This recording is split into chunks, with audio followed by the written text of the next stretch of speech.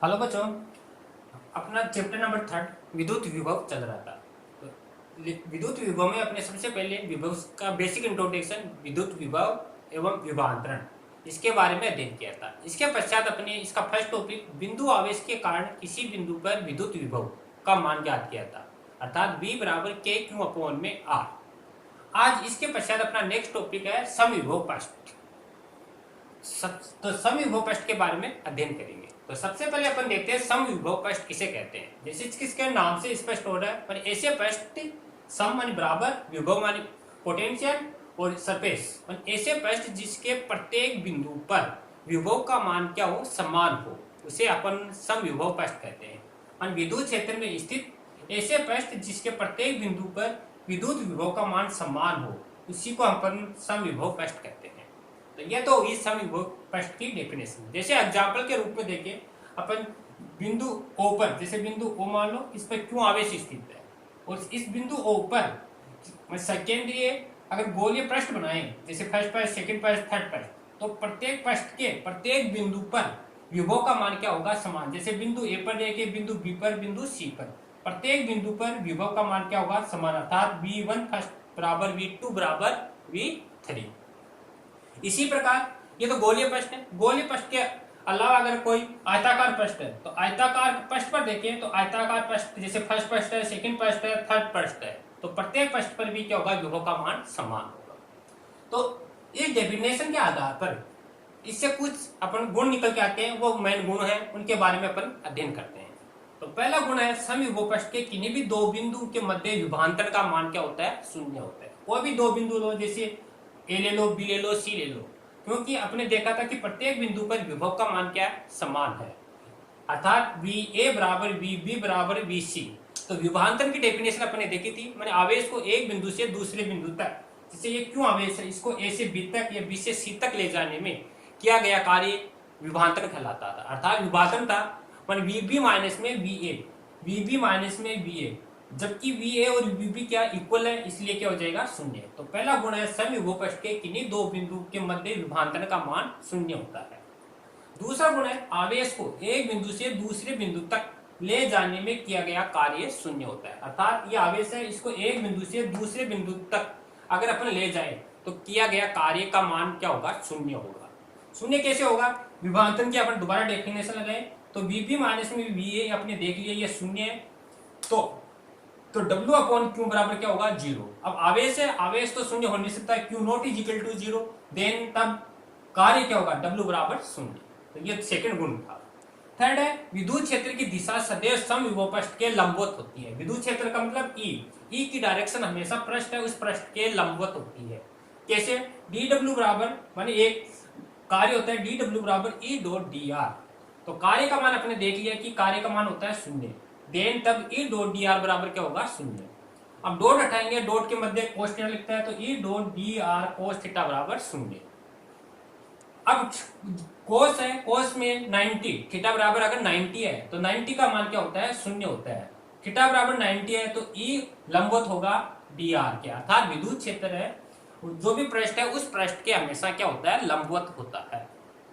यह आता थर्ड गुण था। फोर्थ गुण है, समविभव पृष्ठ परस्पर आपस में काटते नहीं है। जो भी पृष्ठ दिख रहा होगा, जैसे पहला पृष्ठ है, सेकंड पृष्ठ है, थर्ड पृष्ठ है, पर पृष्ठ है कभी भी आपस में एक दूसरे को काटते नहीं है। अगर काटेंगे तो ई की डायरेक्शन 2 हो जाएगी, जो कि संभव नहीं है। तीसरी, किसी चालक की सतह सदैव समविभव पृष्ठ होती है। जैसे ये आपको कोई चालक है और इसकी ये सतह हमेशा समविभव पृष्ठ होती है, चाहे इस पॉइंट पर देखिए, चाहे इस पॉइंट पर देखिए, चाहे इस पॉइंट पर, प्रत्येक पृष्ठ पर हमेशा क्या होगा, समविभव पृष्ठ होता है। तो इस तरह अपने समविभव पृष्ठ की डेफिनेशन और इसके आधार पर अपने इसके गुण देखें। इसके पश्चात अपन नेक्स्ट टॉपिक स्टार्ट करते हैं।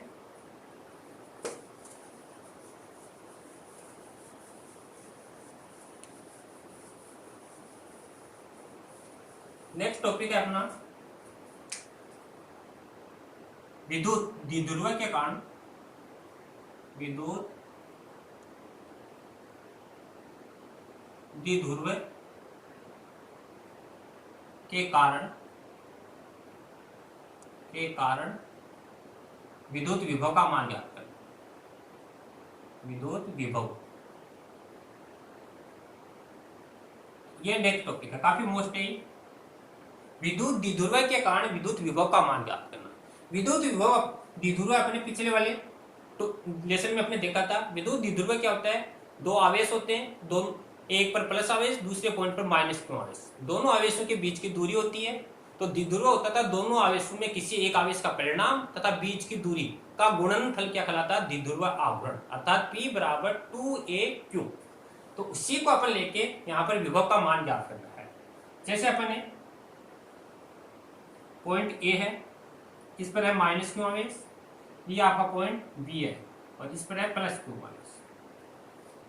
ये बीच की डिस्टेंस है 2a, तो ये एक द्विध्रुव हो गया। ये इसका सेंटर है O, तो ये भी A है और ये भी A, सेम डिस्टेंस होगी। अब इस बिंदु O से r दूरी पर एक बिंदु P है, जैसे ये बिंदु P है, यह r दूरी इसकी, और द्विध्रुव के साथ में एक थीटा कोण बना रहा है।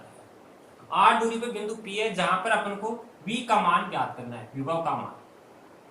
अब विभव का मान डायरेक्ट नहीं निकाल सकते, इसके लिए बिंदु A को P से मिलाया, मान लिया ये दूरी r1 है। बिंदु B को P से मिलाया, माना ये दूरी r2 है। ये अपने कल्पना की है।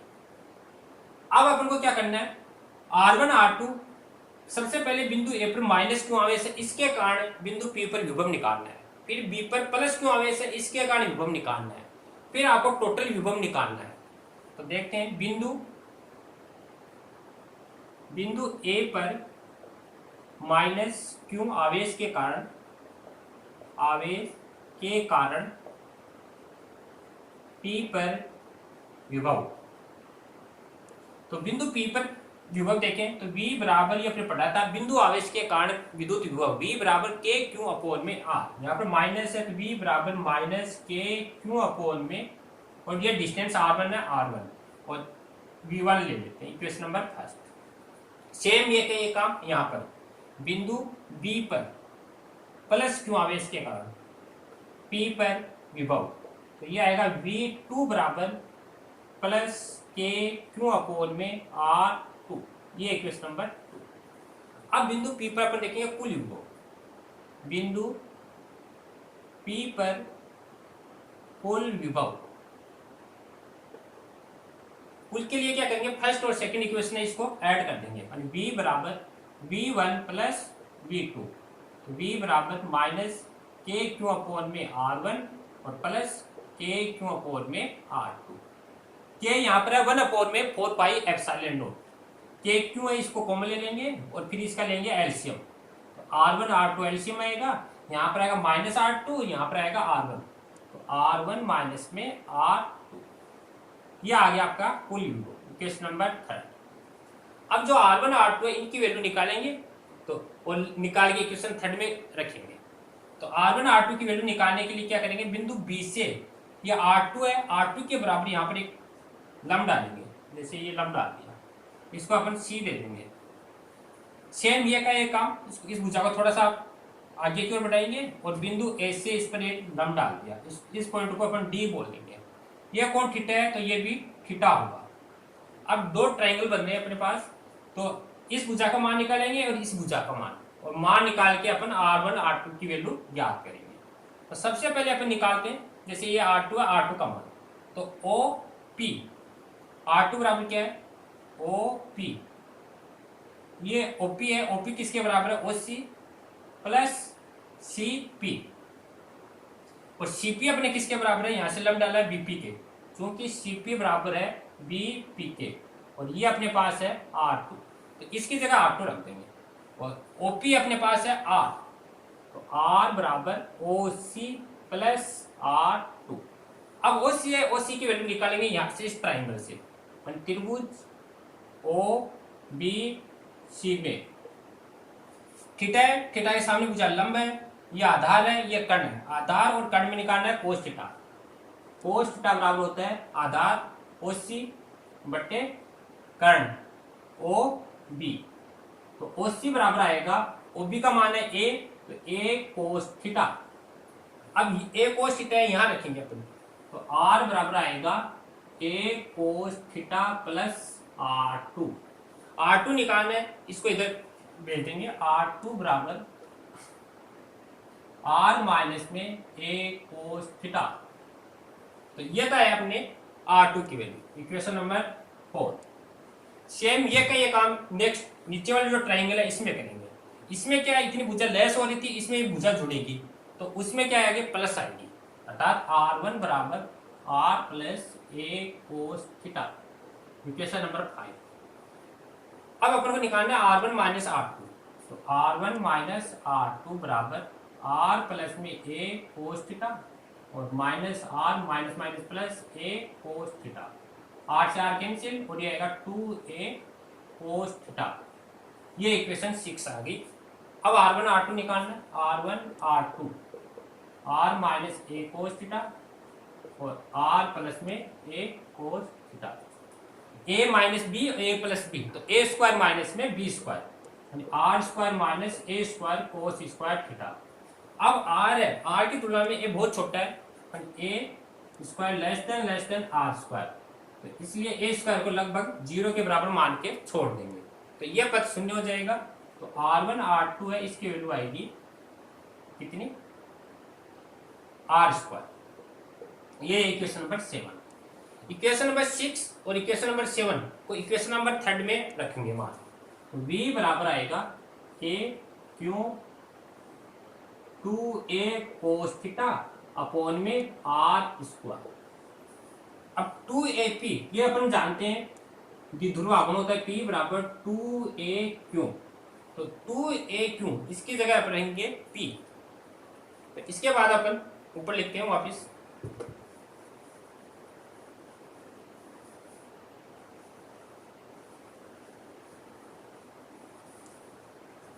देखो तो इक्वेशन v बराबर p बराबर आएगा k p cos theta upon में r स्क्वायर। तो ये आएगा द्विध्रुव के कारण विद्युत विभव। p भी आ गया, p का मतलब द्विध्रुव आ गया, थीटा आ गया मतलब किसी कोण पर झुका हुआ है, r इसमें डिस्टेंस आ गई और क्या है 1 अपॉन में 4 पाई एप्सिलॉन। इक्वेशन नंबर है। अब इसमें स्थितियां लगाएंगे, स्थितियां कंडीशन। स्थिति नंबर फर्स्ट है, अगर ये बिंदु P किसी कोण पर न होकर इस द्विध्रुव की अक्ष पर स्थित हो, माने बिंदु P अक्ष पर स्थित हो, अक्ष पर हो, अक्ष पर होगा तो ये कोण थीटा है, थीटा बराबर बनेगा 0, थीटा बराबर 0 और इस थीटा के जगह 0 रखेंगे तो कोस 0 है, कोस 0 का मान आएगा 1 और 1 यहाँ रखेंगे तो b बराबर आएगा kp अपॉन में r स्क्वायर मैक्सिमम। अर्थात जब बिंदु P द्विध्रुव की अक्ष पर स्थित है तो विभव का मान क्या होगा, अधिकतम होगा। दूसरी कंडीशन है, जब बिंदु P अक्ष पर न होकर इसकी निरक्ष पर स्थित है, यहाँ पर स्थित है, माने P निरक्ष पर स्थित है, निरक्ष पर क्या होगा, थीटा का मान होगा 90 डिग्री, थीटा बराबर 90 डिग्री और 90 होगा तो कोस 90 का मान क्या होगा, 0। इस 90 यहाँ 90 रखिएगा, 90 का 0 आएगा तो b बराबर आएगा kp अपॉन में r स्क्वायर और यहाँ रखेंगे 0, तो ये आएगा v बराबर 0। निरक्ष पर विभव का मान क्या होगा, 0 होगा। थर्ड है आपका, थर्ड है, अगर ये बिंदु P किसी कोण पर स्थित है, थीटा कोण पर, बिंदु P थीटा कोण पर स्थित है, आपकी बात किसी कोण पर स्थित है, तब देखते हैं क्या आता है, v बराबर kp cos थीटा अपॉन में r स्क्वायर। अब इसको लिखेंगे v बराबर, जो ये कोस है, कोस में हमेशा अदिश गुणनफल आता है, तो यहाँ लगेंगे kp डॉट r के अपॉन में r स्क्वायर, क्योंकि r के बराबर होता है सदिश बटा सदिश का परिणाम, तो v बराबर आएगा kp dot r vector upon में r की क्यों। तो यह आएगा जब किसी कोण पर स्थित है तब विद्युत विभव का मान। इस तरह अपने द्विध्रुव के कारण किसी बिंदु पर विद्युत विभव का मान ज्ञात किया, v बराबर kp cos theta upon r square. इसके पश्चात 3 स्थितियां देखिए, अर्थात विभव है दूरी के वर्ग के माने v inversely proportional 1/r square.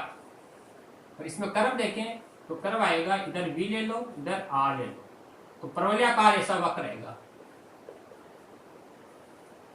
तो ये अपना था द्विध्रुव के कारण विद्युत विभव। इसके पश्चात नेक्स्ट अपन टॉपिक देखते हैं विद्युत क्षेत्र व विद्युत विभव में संबंध।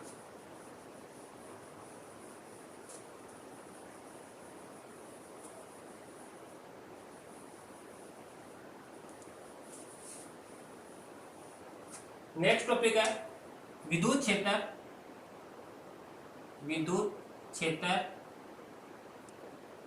व विद्युत विभव में संबंध। विद्युत विभव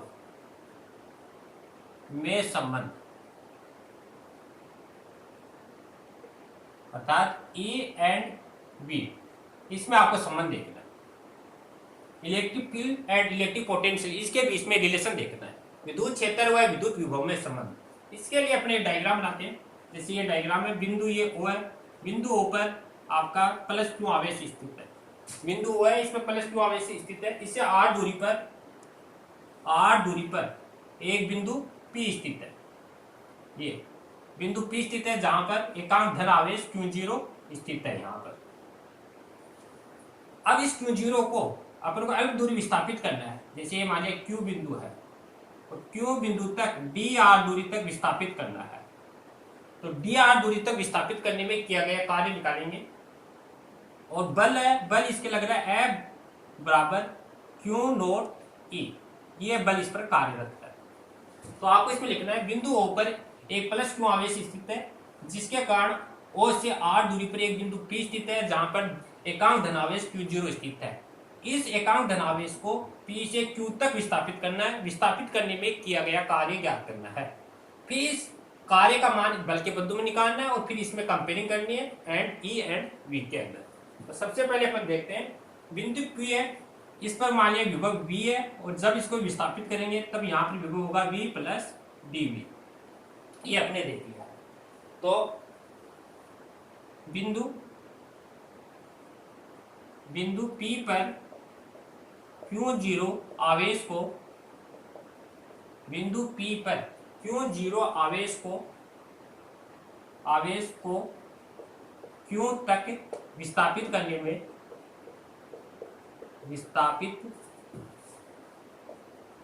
करने पर विभवांतर, यानी यहां से यहां तक इसको विस्थापित करना है। तो यहां से यहां तक विस्थापित करने पर विभवांतर देखो क्या होता है।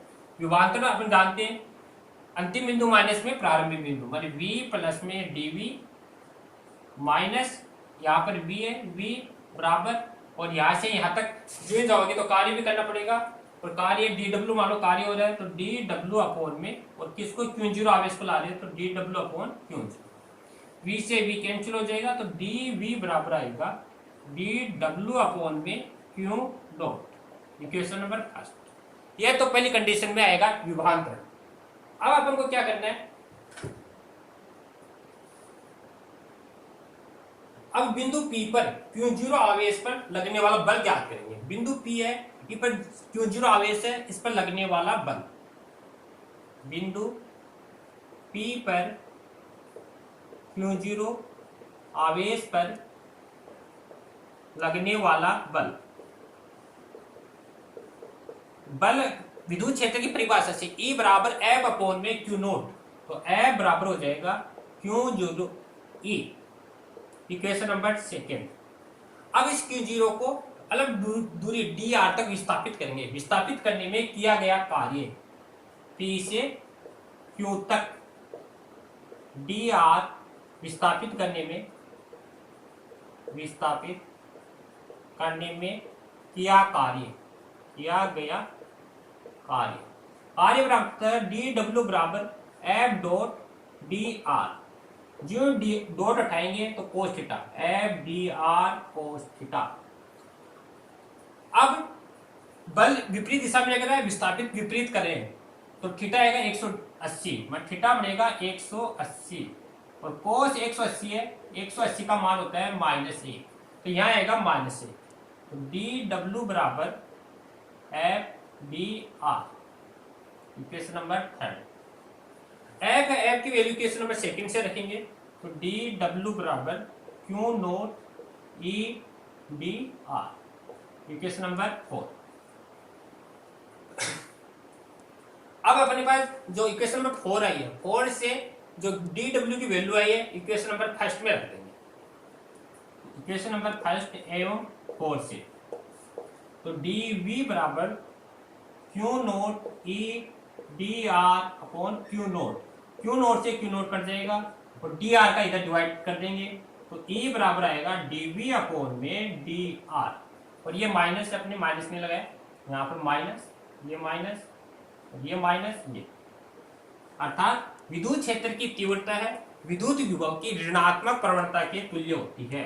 और इसको ऐसे भी लिखते हैं ई बराबर माइनस में डेल वी। ये इसमें संबंध, इसको हिंदी में लिखें विद्युत क्षेत्र की तीव्रता विद्युत विभव की ऋणात्मक प्रवणता के तुल्य होती है। और ऐसे लिख सकते हैं विद्युत क्षेत्र बराबर माइनस ऋणात्मक प्रवणता। तो यह था विद्युत क्षेत्र एवं विद्युत विभव के अंतर्गत संबंध। और ई बराबर माइनस में डेल वी। तो आज अपने विद्युत समविभव पृष्ठ, इसके पश्चात विद्युत द्विध्रुव के कारण विद्युत विभव का मान ज्ञात किया और इसके पश्चात विद्युत विभव एंड विद्युत क्षेत्र के मध्य संबंध ज्ञात किया। थैंक यू बच्चों।